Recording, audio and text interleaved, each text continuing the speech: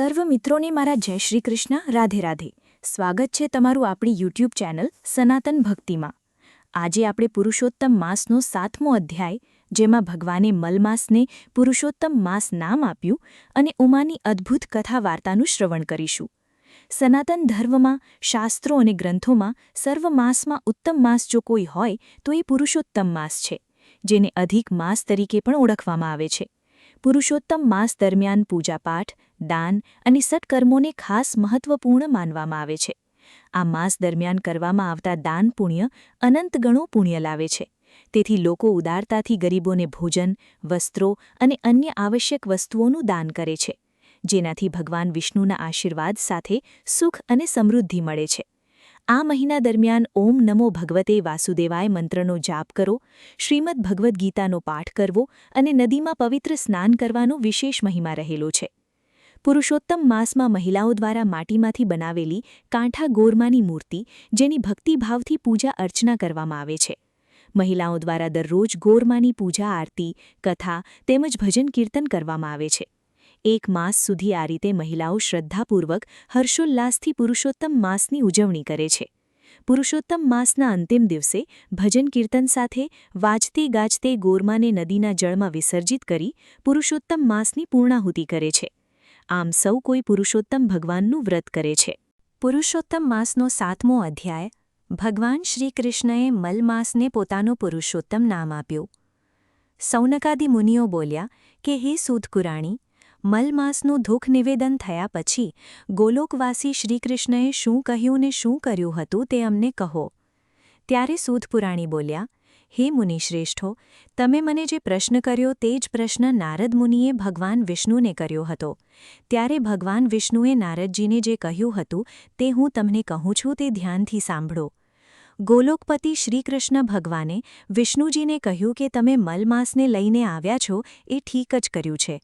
તમે લોકોલોકમાં તથા વેદમાં મારું પુરુષોત્તમ નામ જાણીતું છે. તેથી આ દુઃખીનું દુઃખ દૂર કરવા તમે જે કષ્ટ લીધું તેનાથી તમારો યશ વધશે. જેનો કોઈ પતિ નથી તેનો હું પતિ છું. મારું નામ પુરુષોત્તમ છે. હું આ અધિક માસને મારું નામ, મારા ગુણો, કીર્તિ, પ્રભાવ, ઐશ્વર્યો, પરાક્રમો એવા બધા ગુણોનું દાન મલમાસને આપી સર્વશ્રેષ્ઠ બનાવું છું. આથી આ મલમાસ પુરુષોત્તમ કહેવાશે. સર્વે મહિનાઓમાં તે સૌથી વધુ પવિત્ર ગણાશે. આ મહિનામાં સ્નાન, દાન, પૂજા, પાઠ, વ્રત, તીર્થદર્શન કરનાર મનુષ્ય અનંત ગણું પુણ્યફળની પ્રાપ્તિ થશે. આ માસ યથાવિધિ પૂજા કરનારના પાપ નષ્ટ થશે.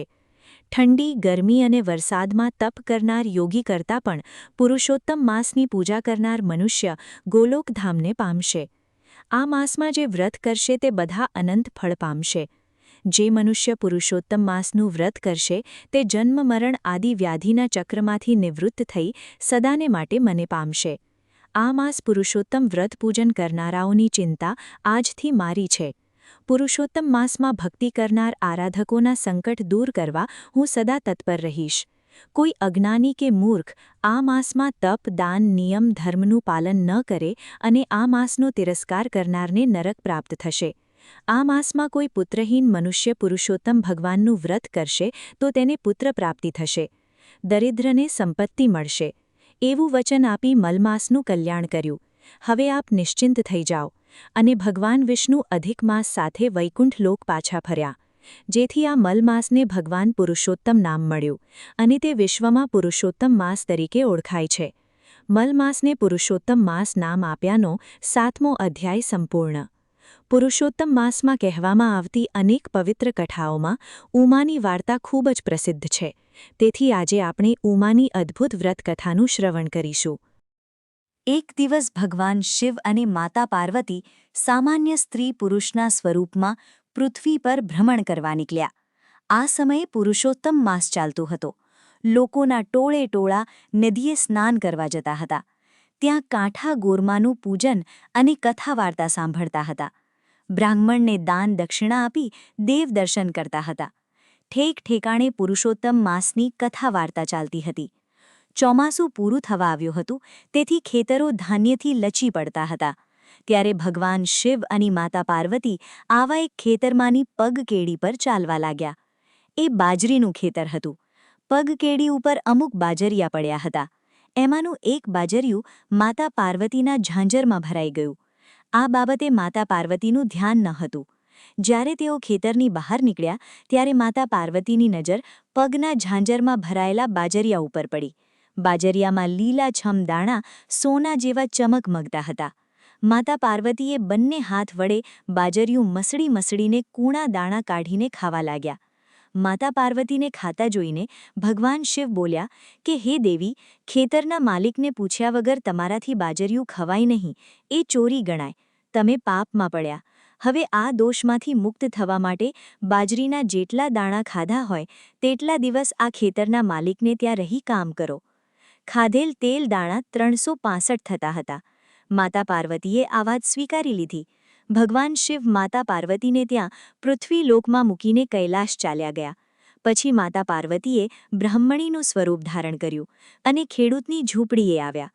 પુરુષોત્તમ માસ ચાલતો હોવાથી ખેડૂત અને તેની પત્ની નદીએ નહાવા અને દેવદર્શન કરવા ગયા. ખેડૂત સામાન્ય સ્થિતિનો હતો.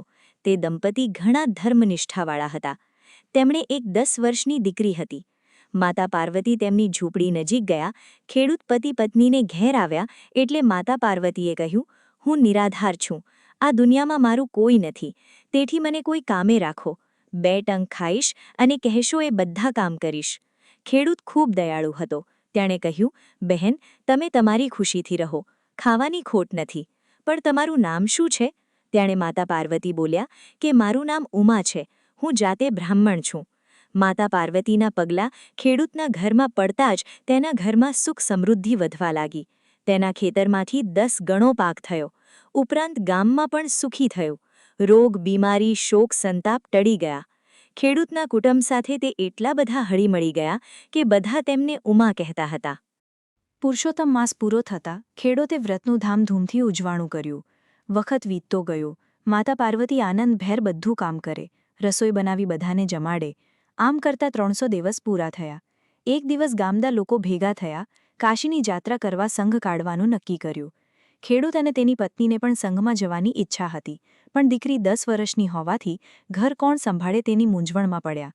ત્યારે ઉમા ખેડૂતની આ મૂંઝવણ જાણી ગયા અને પોતે તેમનું ઘર સંભાળશે તેમ કહ્યું. જેથી ખેડૂત પત્ની પણ સંઘમાં જોડાયા અને આખું ઘર ઉમાને સોંપ્યું. વિદાય વેળાએ ઉમાએ ખેડૂતને લાલ રંગનું વસ્ત્ર આપતા કહ્યું, ભાઈ, આ વસ્ત્ર લેતા જાઓ અને ગંગાજીમાં નહાતી વખતે આ વસ્ત્ર તેમને અર્પણ કરીને કહેજો કે ઉમાએ ભાવથી મોકલાવ્યું છે, માટે હાથોહાથ સ્વીકાર કરો. ખેડૂત મનમાં હસ્યો, પણ ઉમાને ખોટું ના લાગે એટલા માટે વસ્ત્ર લઈ લીધું અને પોટલામાં મૂકી સંઘ તો વાતે ગાતે કાશી જવા રવાના થયો. પુષ્કળ ગાળા જોડાયા. રસ્તામાં આવતા યાત્રાધામ દર્શન કરતા સંઘ કાશીએ પહોંચ્યો. આખો સંઘ ધર્મશાળામાં ઉતર્યો અને સ્નાન કરી કાશી શ્રી વિશ્વનાથના દર્શન કર્યા. પછી ભોજન ગ્રહણ કરી બધા સૂઈ ગયા. બીજા દિવસે પ્રાતકાળે સૌ ઉઠી નિત્યક્રમથી પરવારી મણિકર્ણિકા ઘાટ પર સ્નાન કરવા ગયા. ગંગા સ્નાનનો એટલો બધો હરખ હતો કે ઉમાનું આપેલું વસ્ત્ર પોટલામાંથી લેવાનું જ રહી ગયું. પોટલું તો ધર્મશાળામાં પડ્યું હતું. સ્નાન, ધ્યાન, દેવદર્શન અને દાન દક્ષિણામાં 5 દિવસ વીતી ગયા. સંઘ પાછો ફર્યો. પાછા ફરતા અડધા રસ્તે ખેડૂતને યાદ આવી કે ઉમાનું વસ્ત્ર તો પોટકામાં જ રહી ગયું છે. ખેડૂતનો જીવ બળવા લાગ્યો. એ તો ગયો સંઘપતિ પાસે અને જઈને વિનંતી કરી કે સંઘ 5 દિવસ અહીં રોકાય તો હું આ વસ્ત્ર ગંગામાને અર્પણ કરી આવું. સંઘના આગેવાને જંગલમાં રોકાવાની ના પાડી દીધી, એટલે ખેડૂત અને તેની પત્ની એકલા પાછા કાશીએ ગયા. આ બાજુ સવાર પડતા સંઘના આગેવાનોને સંઘ આગળ વધવાનો આદેશ આપ્યો. રાવટીઓ સંકેલી લેવાયા. બધાએ સામાન બાંધીને ગાડામાં મૂક્યો. ગાડામાળાઓએ બળદને ઊભા કરવા કોશિશ કરી, પણ બળદ ઉઠ્યા નહીં. બળદને લાકડી વડે ઘણા મારવા છતાં પણ બળદ ઊભા થતા નથી. આખો સંઘ મૂંઝાઈ ગયો. હવે શું કરવું? આખરે થાકીને ફરી ત્યાં જ પડાવ નાખ્યો. બળદ સાજા ન થાય ત્યાં સુધી આગળ વધવાનો કોઈ ઉપાય ન હતો. આ બાજુ ખેડૂત અને તેની પત્ની ચાલતા ચાલતા 5 દિવસે પાછા કાશીએ પહોંચ્યા. તેઓ સીધા ગંગા ઘાટ ઉપર ગયા. પ્રથમ સ્નાન કર્યું, પછી પતિ પત્ની કેળ સમા પાણીમાં જઈને ઊભા રહીને ગંગાજીને પ્રાર્થના કરી કે ઉમાએ લાડ વસ્ત્ર મોકલ્યું છે, આપ આ હાથોહાથ લેજો. ત્યાં ચમત્કાર થયો. જળમાંથી રત્નકંકણ પહેરેલા 2 હાથ બહાર આવ્યા અને વસ્ત્ર સ્વીકારી અદૃશ્ય થઈ ગયા. ખેડૂત અને તેની પત્ની આ જોઈ આશ્ચર્ય સાથે ગદગદ થઈ ગયા. આજે ખેડૂતને ઉમાનો સતનું પારખું થઈ ગયું હતું. તેઓ પોતાના ગામ તરફ જવા નીકળ્યા. અર્થ વચ્ચે જંગલમાં સંગે પડાવ નાખેલો જોયો. તેઓએ નવાઈ લાગી. તેઓ સંઘના આગેવાનોને મળ્યા.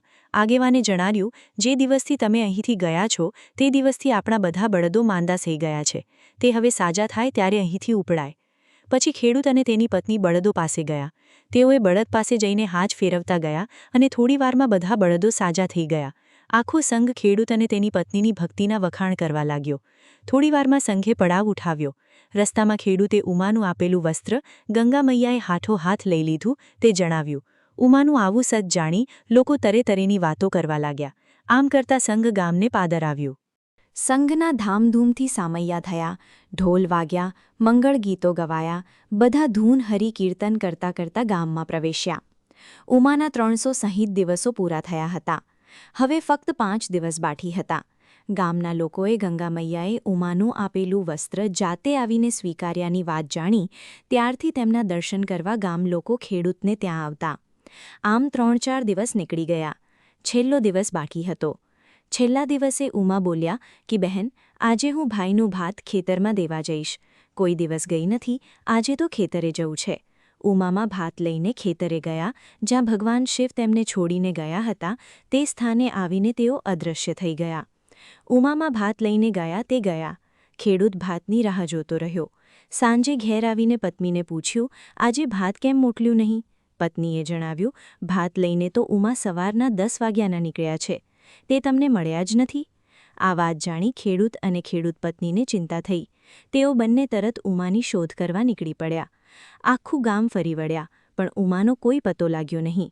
છેવટે ઘેર આવીને ખેડૂતે પત્નીને જણાવ્યું કે હવે ઉમા આવીને મને થાળ પીરસે તો જ જમું, નહીં તો ભૂખ્યો રહીશ. આમ કરતાં 4 દિવસ વીતી ગયા. પતિ સાથે પત્નીએ પણ જમવાનું ત્યજી દીધું. આ જોઈને 5મા દિવસે ઉમા પ્રગટ થયા. 4 દિવસના ભૂખ્યા પતિ પત્ની તેમના પગમાં પડ્યા. ત્યારે ઉમાએ પોતાનું અસલી પાર્વતી રૂપ ધારણ કરી પતિ પત્નીને આશીર્વાદ આપ્યા.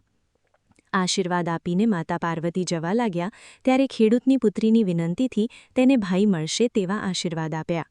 આ આશીર્વાદના બળે ખેડૂત પત્નીએ 9મે માસે પુત્રને જન્મ આપ્યો. કોઈના પવિત્ર પગલાથી જીવનમાં સુખ શાંતિ મળે તો ભગવાનની કૃપા દ્રષ્ટિ માનવી. હે પુરુષોત્તમ ભગવાન, જેવા ખેડૂત પતિ પત્નીને ફળ્યા તેવા કથા વાંચનાર સાંભળનાર સૌને ફળજો. બોલો પુરુષોત્તમ ભગવાનની જય. જે વ્યક્તિ સાચા મનથી ભગવાન પુરુષોત્તમનું વ્રત અને નિસ્વાર્થ ભાવે સેવા પૂજા કરે છે તેની પુરુષોત્તમ ભગવાન સર્વ મનોકામના પૂર્ણ કરે છે.